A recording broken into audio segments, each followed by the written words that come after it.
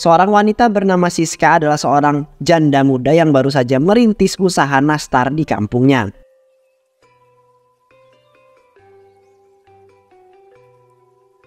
Akhirnya selesai juga. Hari ini pesanan lumayan banyak. Semoga pelanggan suka dan mau pesan lagi. Ih, harum banget sis. Ini semua pesanan orang. Iya Wi. Ada yang buat hajatan, ada juga yang buat hampers lebaran. Aku seneng banget jualanku mulai dikenal orang. Wah, keren. Aku inget banget waktu awal kau mulai. Cuman bikin beberapa toples buat tetangga. Sekarang pesanan udah mulai banyak ya. Iya, alhamdulillah. Awalnya aku takut gak laku. Aku kan baru mulai usaha ini.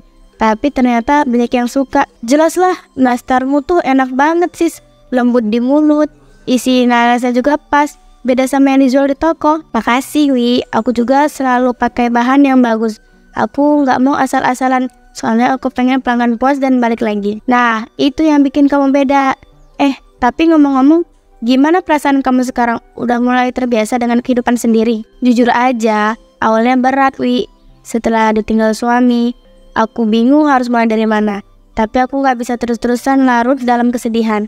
Aku punya hidup yang harus dijalani. Dan usaha ini, mungkin ini jalan aku untuk bangkit. Aku bangga sama kamu sis. Kamu kuat, mandiri, dan gak nyerah. Banyak orang yang kalau ada di posisi kamu mungkin bakal pasrah. Aku harus kuat Wi. Bukan cuma buat diriku sendiri, tapi juga buat masa depan aku. Aku percaya kalau usaha ini bisa berkembang. Aku cuma perlu terus berusaha dan gak gampang nyerah. Dan aku bakal selalu dukung kamu. Pokoknya kalau butuh bantuan, bilang aja ya. Makasih Wi. Aku bersyukur deh punya teman kayak kamu.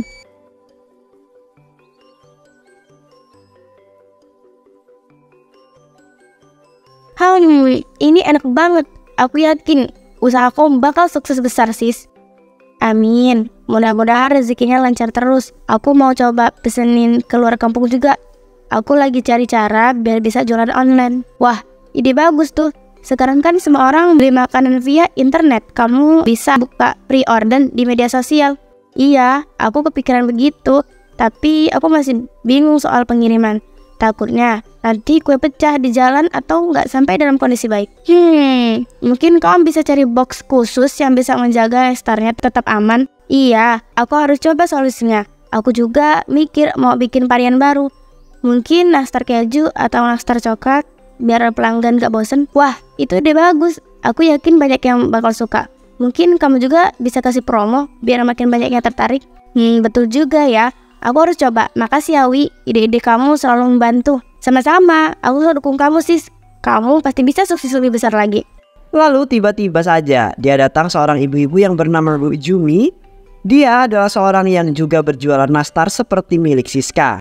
Wah. Jadi ini yang namanya nastar buatan Siska. Aku kira bentuknya lebih bagus. Ternyata biasa aja ya. Bu Jami, ada perlu apa kesini? Mau beli nastar juga? Aku bisa kasih harga spesial loh. Hah? Beli nastar di tempatmu? Jangan mimpi Siska. Aku cuma mau lihat sendiri seberapa buruknya jualan kamu. Tapi dari jauh aja udah kelihatan nastarnya kurang rapi. Isinya pasti pelit ya. Bu Jami, kalau mau mencela setidaknya cicipi dulu. Jangan asal menilai dari tampilan luarnya saja. Yang penting rasanya enak, pelanggan suka dan mereka balik lagi. Pelanggan suka, jangan mimpi. Kamu tahu nggak? Nastarku itu favorit di kampung ini. Resep turun-temurun dari nenek moyang, lembut, lumer di mulut, dan pastinya nggak bakal kalah sama punyamu yang kayak kue keras itu. Oh iya, kalau memang seenak itu, kenapa banyak orang yang sekarang lebih suka beli di tempatku? Jangan sombong Siska. Itu cuman karena mereka belum sadar betapa lebih enak ya nastarku. Kamu ini cuma penjual baru yang sok percaya diri. Aku sudah jualan sejak kamu belajar bikin kue di dapur. Waktu jualan lama atau baru itu bukan jaminan Bu Jami. Yang penting pelanggan puas. Dan lihat sendiri, aku nggak pernah kehabisan pesanan. Sombong. Aku tantang kamu. Kita buat nastar dan kita lihat siapa yang lebih laris. Berani? Tantangan. Dengan senang hati. Ayo kita lihat siapa yang sebenarnya lebih unggul. Bagus. Aku bakal buktiin kalau nastarku yang lebih baik. Dan setelah ini, jangan harap ada pelanggan yang mau beli daganganmu lagi. Kita lihat aja nanti Bu Jami. Aku nggak takut bersaing secara sehat. Tapi jangan salahkan kalau ternyata pelanggan tetap lebih memilih nastarku. Kita lihat aja nanti Siska. Jangan menyesal kalau kau kehilangan semua pelangganmu. Aku tidak pernah takut dengan persaingan, apalagi kalau itu dilakukan dengan adil. Aku yakin pelanggan bisa membedakan mana nastar yang benar-benar berkualitas. Hah? Kamu pikir kamu lebih tahu soal kue dibanding aku? Aku sudah bertahun-tahun menjual nastar dan tidak ada yang bisa menandingi resepku. Resep turun-temurun pun nggak ada gunanya kalau yang buat nggak punya hati. Pelanggan itu nggak cuma cari rasa, tapi juga pelayanan dan kejujuran. Berani sekali kau berbicara begitu. Aku ini sudah senior di dunia jualan nastar. Semua orang tahu aku yang terbaik. Kalau memang begitu, kenapa repot-repot datang ke sini dan merendahkan jualanku? Kalau nastarku benar-benar lebih enak, bukankah pelanggan sendiri yang akan memilih? Kau pikir kau pintar ya? Oke, kita buktikan. Aku akan menjual nastarku dengan harga lebih murah dan kita lihat siapa yang bertahan. Silakan Bu Jami, aku nggak takut. Yang penting aku tetap mempertahankan kualitas dan kepercayaan pelanggan. Suasana di pasar semakin panas. Siska dan Bu Jumi masih berdebat dengan suara yang semakin tinggi. Tiba-tiba datanglah seorang Pak RT. Hei, apa ini ribut-ribut di pasar? Kalian berdua ini kenapa sampai adu mulut begitu? Pak RT, Bu Jami datang ke tempat saya hanya untuk meremehkan dagangan saya. Dia menghina nastar saya dan bilang kalau jualan saya nggak layak dibeli orang. Saya hanya bilang sejujurnya Pak RT, nastar saya jauh lebih enak dan lebih murah daripada punya Siska.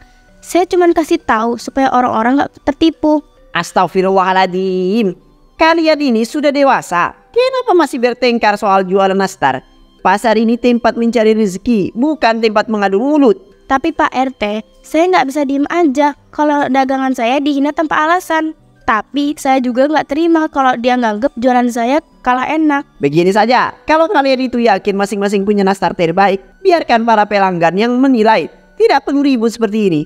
Sekarang saya beli satu toples nastar dari Siska dan saya mau coba sendiri ya. Baik, Pak RT, silakan dicoba. Pak RT membuka toples, mengambil satu nastar, kemudian menggigitnya perlahan.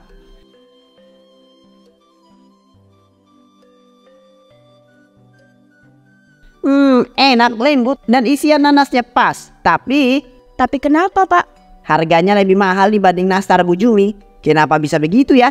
Saya menggunakan bahan berkualitas Pak. Saya pakai mentega asli selain nanas buatan sendiri dan tanpa pengawet. Itu sebabnya harganya sedikit lebih tinggi. Hah, makanya jualanku lebih laku. Orang-orang cari yang enak tapi terjangkau. Begini, harga memang berpengaruh, tapi kualitas juga penting.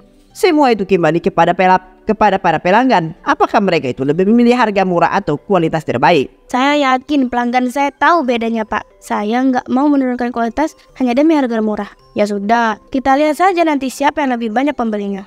Nah, itu baru sikap pedagang sejati. Tidak usah saling menjatuhkan. Biarkan para pembeli yang menilai sendiri. Sekarang kalian kembali berjualan dengan tenang saja ya.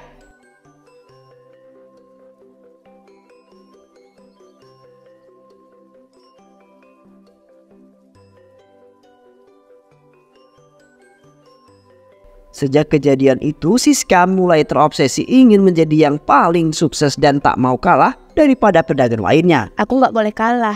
Aku harus memastikan semua pelanggan Bu Jumi beralih ke tempatku. Aku harus melakukan sesuatu yang lebih besar dari sekedar jualan biasa. Sis, kamu kenapa? Dari tadi diem aja.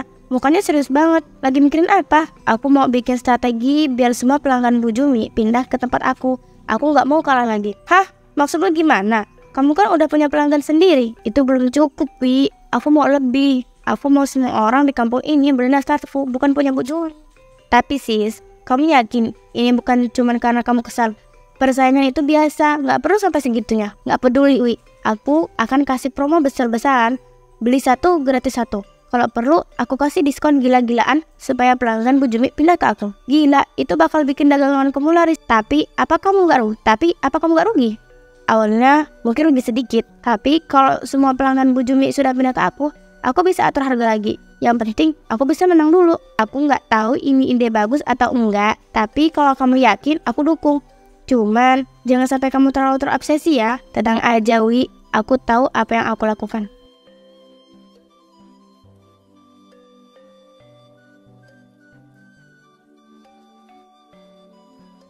Keesokan harinya, Siska memasang spanduk besar di depan lapaknya.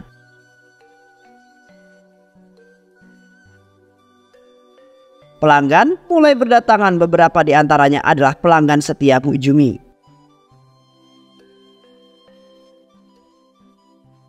Wah, ini beneran beli satu gratis satu, gila murah banget. Ya nih biasanya aku beli di tempat Bu Jumi, tapi kalau di sini ada promo kayak begini ya mending kesini aja deh. Nastar Siska juga enak kok, aku udah pernah coba, apalagi kalau bisa dapat lebih banyak dengan harga murah.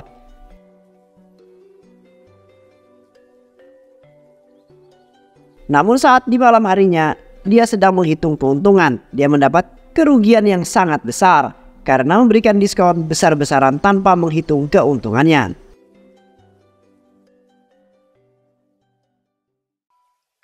Ini nggak mungkin. Gak bisa angkanya segini. Aku udah jual banyak nastar hari ini. Tapi kenapa uangnya malah kurang? Sis, kamu kenapa? Mukamu pucat banget. Wih, aku rugi besar. Aku pikir promo aku bakal bikin aku untung banyak. Tapi ternyata aku malah kehilangan uang lebih dari separuh modal yang aku punya. Apa? Gimana bisa? Bukannya tadi jualan laris banget? Iya, tapi aku kasih diskon gede-gedean tanpa hitung untungnya dulu. Aku jual mahal, aku jual murah, kasih gratisan, tapi nggak sadar kalau modal yang keluar jauh lebih besar dari pemasukan.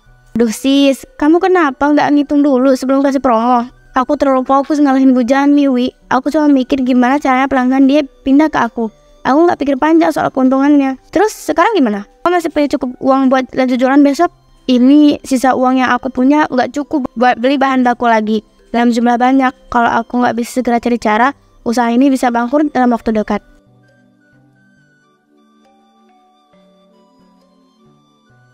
Siska masih menatap buku catatan keuangan dengan gelisah. Namun tiba-tiba saja wajahnya berubah menjadi senyum licik saat ia mengingat ekspresi kesal Bu Jumi ketika para pelanggan berbondong-bondong datang ke lapaknya. Haha, aku masih bisa melihat wajah kesal Bu Jumi tadi siang. Semua pelanggannya pindah ke aku. Dia pasti marah besar. Sis, kamu kenapa malah ketawa? Bukannya kamu baru aja bilang kalau kamu rugi besar? Wih, aku gak peduli soal rugi. Yang penting aku berhasil bikin Bu Jumi kehilangan pelanggan. Itu jauh lebih memuaskan. Tapi kalau kamu gak punya modal lagi, gimana mau lanjut jualan? Aku punya cara. Aku akan pinjam uang ke Juragan Parto. Dia pasti mau kasih pinjaman kalau aku janji bakal bayar dengan bunga tinggi. Hah? Kamu yakin mau pinjam ke Juragan Parto? Dia itu terkenal galak. Dan kalau telat bayar, bisa-bisa kamu kehilangan semuanya sis. Aku gak punya pilihan lain. Wi, aku harus terus jualan. Aku gak bisa mundur sekarang setelah sejauh ini. Aduh sis, aku ngerti kamu menang dari Bu Jumi, tapi jangan sampai kamu ngambil langkah gegabah. Ini bukan langkah gegabah, Wi. Ini langkah besar untuk memastikan aku tetap jadi yang nomor 1 di kampung ini.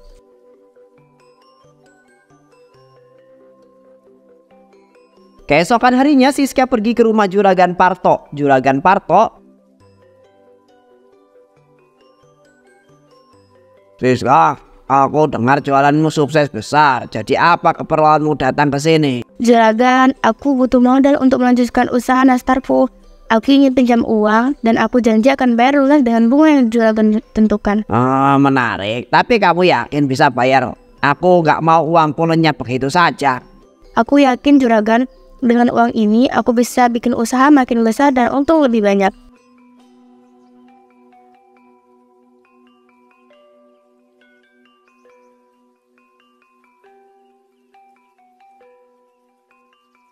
Beberapa bulan kemudian Siska akhirnya tutup karena tidak mempunyai uang untuk membuka usahanya. Dan dia pun sekarang sudah terlilit hutang yang sangat besar. Semua habis, semua yang aku bangun dengan susah payah akhirnya runtuh begitu saja. Aku terlalu percaya diri, terlalu serakah ingin mengambil semua pelanggan Bu Jumi. Aku tidak berpikir panjang, aku hanya ingin menang, tapi ternyata aku malah menghancurkan diriku sendiri. Hutangku ke Juragan Parto semakin menumpuk dan aku tidak punya apa-apa lagi untuk membayarnya. Aku bahkan tidak punya modal untuk segera memulai lagi. Dulu aku bangga bisa membuat Bu Jumi kehilangan pelanggan, tapi sekarang aku yang kehilangan segalanya. Wah, jadi ini nasibmu sekarang Siska. Aku hampir tidak mengenalimu. Dulu kamu berdiri sombong di depan lapakku. Sekarang cuma bisa duduk murung di depan rumah. Apa yang kamu mau Bu Jumi? Mau melihatku jatuh lebih dalam? Kalau iya, kamu sudah berhasil. Aku cuma mau datang untuk melihat sendiri bagaimana akhir dari kesombonganmu. Kamu pikir bisa mengalahkanku dengan secara licik? Nyatanya, Lihat siapa yang masih berdiri dan siapa yang sudah tumbang. Aku memang kalah, aku mengakuinya. Tapi kamu tidak perlu datang ke sini hanya untuk menghinaku. Aku hanya memberi pelajaran buat ingat, dalam berdagang bukan cuma soal merebut pelanggan online. Kejujuran dan perhitungan yang matang itu penting. Kamu terlalu gegabah, Siska. Aku tahu aku salah, tapi aku tidak perlu mendengar ceramah darimu. Bagus kalau kamu sadar, tapi sayang, kesadaran itu datang terlambat. Sekarang, tinggal lihat saja bagaimana kamu bisa keluar dari masalahmu sendiri. Siska masih duduk di depan rumah. Setelah kepergian Mujumi, hatinya dipenuhi dengan amarah. Aku tidak akan membiarkan ini berakhir seperti ini. Aku tidak akan kalah, aku harus bangkit. Aku harus membuka usahaku lagi, apapun caranya. Aku sudah merasakan sukses sekali, dan aku bisa melakukan yang lagi. Aku hanya perlu mencari jalan lain. Aku tidak peduli bagaimana caranya. Yang penting, aku bisa kembali berjualan dan membuktikan bahwa aku lebih baik dari dulu. Aku harus menemukan cara. Kalau aku bisa dapat bahan murah untuk selai, aku bisa mulai usaha lagi tanpa harus keluar banyak modal. Tapi dari mana? Tiba-tiba, ia melihat Pak RT sedang membuang sepatu di kotak sampah di ujung jalan. Karena penasaran, Siska berjalan mendekatinya. Pak RT, sedang apa? Oh Siska, aku baru saja membuang beberapa pepaya busuk dari rumah. Nggak kemakan, jadi ya mubazir. Pepaya busuk? Kok bisa sampai nggak kemakan, Pak? Ya kemarin beli kebanyakan, aku pikir bisa habis. Ternyata malah kelamaan di meja dapur jadi membusuk. Sayang juga ya Pak, kalau sampai kebuang begitu aja. Ya mau gimana lagi, kalau sudah busuk ya nggak bisa dimakan. Pak RT beranjak pergi meninggalkan tempat sampah, tempat membuang pepaya busuk tadi. Siska masih berdiri di sana, matanya menatap ke dalam tempat sampah, melihat pepaya busuk yang baru saja dibuang. Bentuknya mirip banget sama selai nanas. Siska menatap sekeliling memastikan tidak ada yang melihat. Ia kemudian dengan hati-hati mengambil pepaya yang sudah mulai membusuk itu. Kalau aku bisa mengolah ini dengan benar, mungkin gak ada yang sadar. Selai ini bisa jadi pengganti nanas tanpa harus keluar banyak modal.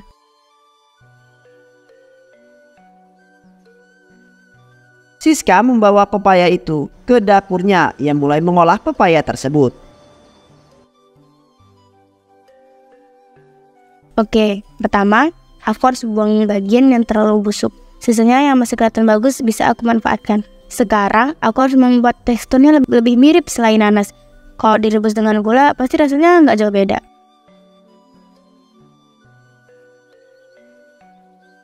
Harus aku aduk terus supaya teksturnya halus. Aku nggak boleh sampai gagal.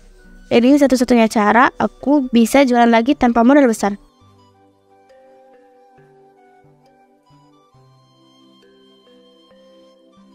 Tak butuh waktu lama, nastar Siska mendadak jadi primadona karena harganya yang sangat murah dan rasanya sangat manis. Warga pun mulai berbondong-bondong membeli dagangannya. Bahkan ada yang memesan dalam jumlah yang banyak. Siska, aku beli 5 toples nastarmu ya. Anakku suka banget sama yang kemarin aku beli. Aku juga ya sis, rasanya manis lembut dan harganya murah.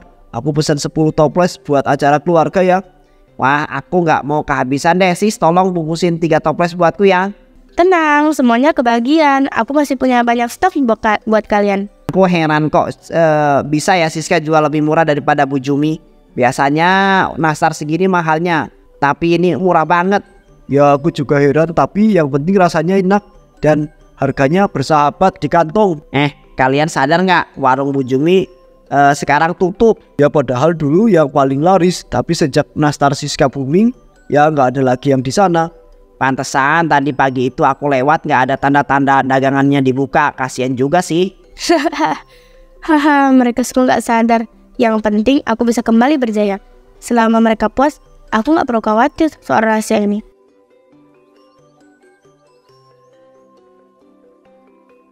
Di malam harinya, saat Siska menghitung uangnya, dia merasa sangat senang karena bisa mendapat keuntungan yang banyak sekali. Hahaha, ini luar biasa. Aku gak pernah melihat uang sebanyak ini dalam hidupku. Semua kerja kerasku akhirnya terbayar lunas. Dulu aku diremehkan, dijatuhkan, tapi lihat aku sekarang. Aku yang berkuasa di kampung ini. Semua orang beli nastarku, semua orang membicarakan aku. Aku bisa membeli apapun yang aku mau. Aku bisa membuatnya lebih besar, lebih megah. Ini baru awal, aku harus terus maju.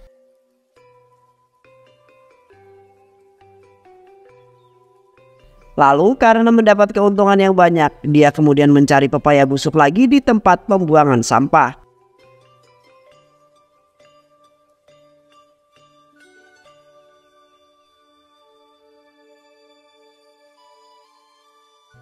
Aku butuh lebih banyak pepaya busuk. Nah, sekitarku laku keras. Aku nggak boleh kehabisan bahan. Kalau aku bisa menemukan lebih banyak, keuntunganku akan makin besar.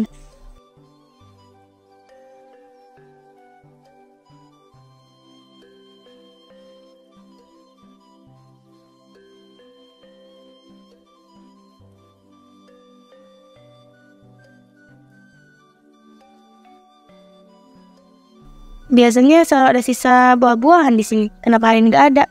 Tiba-tiba langit mulai gelap, awan hitam menggantung di langit, petir menyambar di kejauhan, suara gemuruh menggema di udara.